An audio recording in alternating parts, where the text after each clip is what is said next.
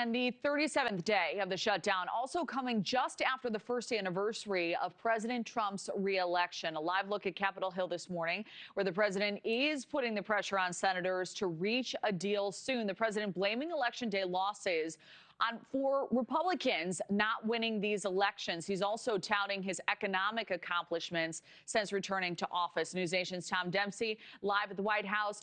So, Tom, what's the very latest this morning? A lot of fronts to cover here.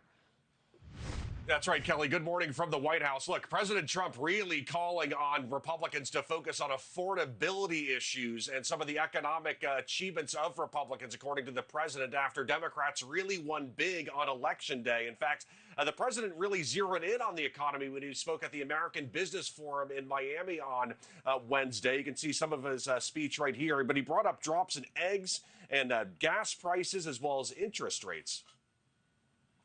Under the Trump administration, all of that is changing. Prices are coming down very fast, and we're bringing them back to the beautiful part where you can have, and you can truly say we're talking about the American dream again. Affordability is top of mind for Americans right now. And to dive into this a little bit further, a recent Decision Desk HQ and NewsNation polling showed 57% of likely voters, over half who responded, pointed to inflation as being the biggest problem facing the country. And on top of that, 11% said it was unemployment. But again, like you were saying, several fronts to think about right now, Kelly. President Trump's attention is also turned to the Supreme Court, now at work ruling on the president's sweeping global tariffs.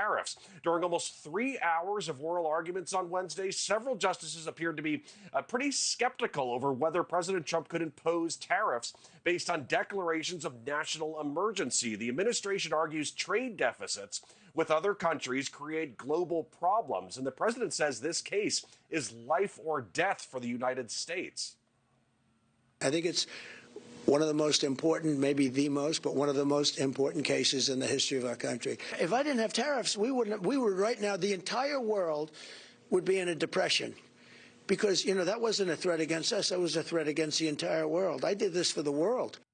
The ongoing record-breaking government shutdown also continues to bring some frustration for President Trump. He's called on Republicans in the Senate to end the filibuster, so only a simple majority would be needed to reopen the government. But several lawmakers who have spoken to NewsNation say they oppose that maneuver. Kelly? Yeah, pretty high stakes here. All right, Tom, thank you. Thank you for watching. Subscribe below and download our NewsNation app right now on your phone, and you will get fact-based, unbiased news for all Americans.